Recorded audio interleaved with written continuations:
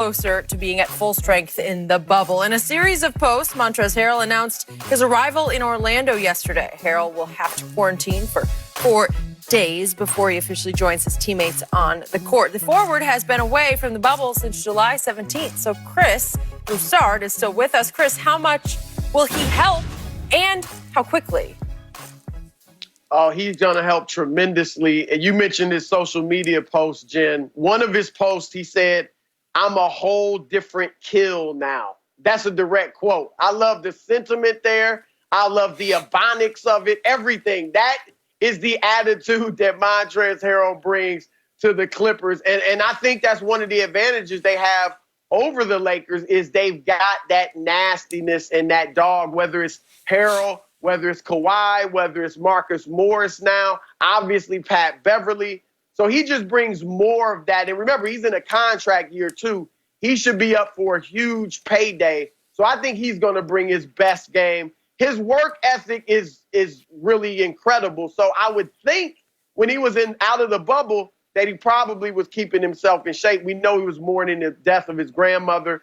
But if he was staying in shape, then I think he's going to come back and play well because his game's not really based on skill. I mean, he's got some decent skills, but his is based on hustle, heart, toughness, things like that. So I think he should be able to get in and contribute pretty quickly.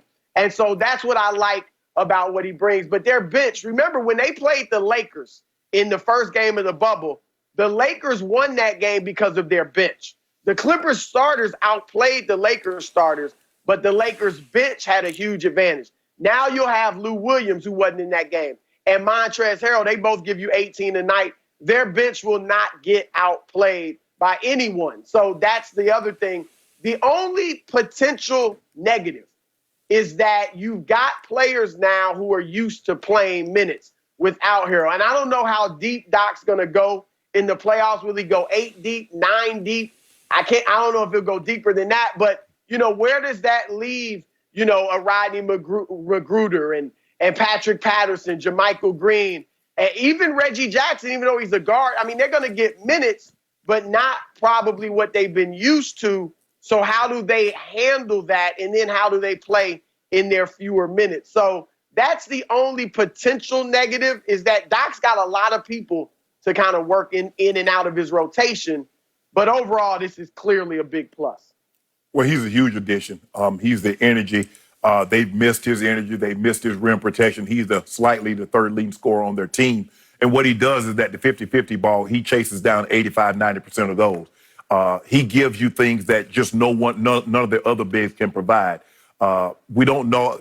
Zubac has played well in the bubble, but he's not going to play more minutes than Trez once Trez get back into the lineup. Noah was a nice addition, but I don't see Noah playing unless it's a blowout. He's not going to get any minutes. Those minutes are going back to Montrezl Harrell. But like I said, Skip, guys, he's the rebounding guy. He's the second chance points guy. He's the guy that gets the loose ball, and all of a sudden he kicks the ball to a wide-open Paul George, to a wide-open Kawhi or Shannon, and one of those guys knocked down a three, where before he was there, those were the loose balls that the opposing team got to. Now there's turns into second chance points.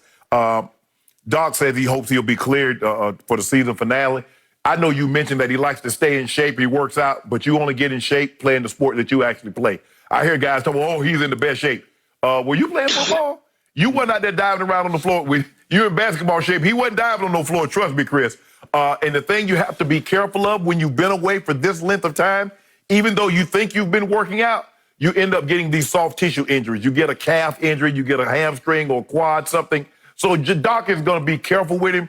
He hopes he can get him in and gradually build him up. But Montrezl Harrell, he's a monster. And as you said, normally guys that are in contract years, they play extraordinary to get that payday. But when he gets his payday, don't think he's going to back off. But he's due for one, and I expect him to play well. So, as much as I love the Clippers, as much as I really love Trez, averaging 19 and 7 with 2 assists, those are 6 man of the year kind of numbers. Yeah.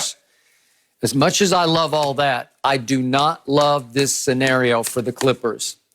They have now played 70 games. I don't know if Trez is going to play in that last game or not.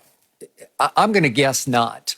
But the point is, They will have played 72 total games. Their full roster will have been on the floor ready to play together 12 total times. That's a recipe for playoff disaster. Can you just flip the switch and get everybody in gear and in rhythm and in rotation? I don't know. I've never seen anything quite like this, where you're clearly the deepest team. You just got max deep by getting Trez back on top of Lou. And now what? How do you figure out how to play together in a new rotation as the playoffs start? And I don't know who they're going to draw in the first round. Probably Dallas. Probably. But you better be ready, because those guys they can play. Right. And my point is, are you going to be really ready to play? I don't know. This is just like complete throw it up in the air and see where it all lands, because I'm sure Doc Rivers is losing some sleep at night trying to figure out what's my rotation and how much can I trust even Lou and Trez to come off the bench and give me the kind of impact they used to give me. Well, Trez is a guy, Chris, that they don't have to run a whole lot of plays for him, because he's gonna get his stuff. He's gonna get his stuff off the rim. He's gonna get his stuff by running the floor and filling the lane. Yeah, they'll dump it down to him occasionally to show the hard work. He blocked a shot on one end, and it's like, okay, you did a good job here. Take this, and he go to work. But for the most part, the ball's gonna be in Paul George. It's gonna be in Kawhi. It's gonna be in Lou. It's gonna be in Lou's hand. And down the stretch, he'll be in there. He'll be in that closing lineup. But the ball is going to be in one of those three guys' hands, and he's going to be crashing the board trying to get second chance points. Okay, is he going to be in playoff shape? Oh, he'll get. I mean, by the time it really matters, I think he'll be there. Maybe in the second round. Yeah, I would give him that. Second round. Yeah, he won't be ready for the first round. No. But Dallas, I think, even as good as Dallas is, I think they should be able to take care of Dallas pretty easily, because they just don't have the toughness or the experience that the Clippers have. Skip, you mentioned that's going to be the Clippers' biggest challenge, is that they are going into these playoffs really in the same situation they were in the regular season. And they had hoped that these 8 games would be an opportunity to get some continuity, right? Get all your best players playing together at the same time, which they didn't get a chance to do in the regular season. And now they won't have that chance. Now, in the regular season, it worked out. When Kawhi came back after missing a game, it seemed like he fit in smoothly. When Patrick Beverly came back, he fit in seamlessly. Same with Paul George. But it's a different animal in the playoffs. To me, that's their biggest challenge. Are there any hiccups just because you haven't played together a lot with your best players? Outside of that, if they get through that well, then I don't see any problems for them. I just don't want to see them get knocked out in the first or second round and hear everybody say, well, we just didn't have time this year. We'll get them next year. Because feeling like we'll get them next year is going to be the underlying motto of this playoff. No, we don't. I'm tired of the excuses, because that's what we seem to do. Every time when the Clippers win, you see that's the depth that they have. But when they lose, it's because they haven't played together. Stop that. Stop it. We don't do excuses here. You win or lose. At the end of the day, we're going to win or we're going to lose. And we're not going to be making excuses, Skip, because I noticed you and Chris Broussard, y'all been doing a lot of that. Well, they only played 12 games together. I'm not saying it's an excuse. Okay. I mean, like I said, they played well in the regular season. Okay. And so, despite this, and if they get Denver in the second round, Denver's in the same boat, kind of. I mean, they said Gary Harris, Will Barton's out. What's Michael Porter Jr.'s role now? Michael Porter Jr. ain't coming out the starting lineup. You forget that. Right. But, I don't know about them other guys. Harris likes to score. Barton likes to score. Jamal Murray likes to score. Obviously, you got Jokic.